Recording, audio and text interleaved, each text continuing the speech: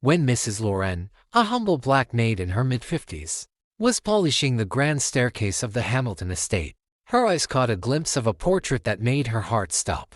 Hanging on the marble wall was the image of a young man, handsome, confident, dressed in a tailored suit.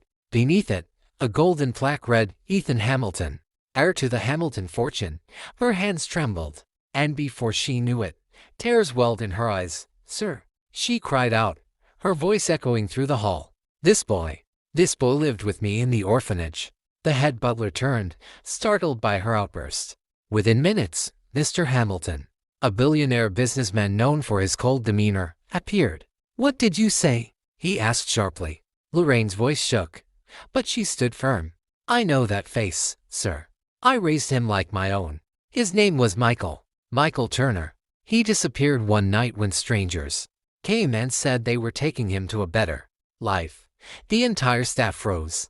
The billionaire's expression darkened. Ethan had been adopted as a baby, but no one ever spoke of his early life. Lorraine's words stirred something deep in him, so he invited her into his study. She shared every detail: the small orphanage by the church, the nights she sang the children to sleep, and the scar on the boy's right arm when she remembered kissing after he fell while playing. Mr. Hamilton called his son in. As Ethan entered, Lauren gasped.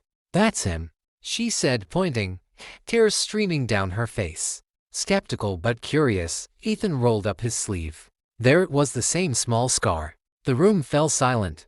Mr. Hamilton's stern mask broke for the first time. "Is this true?"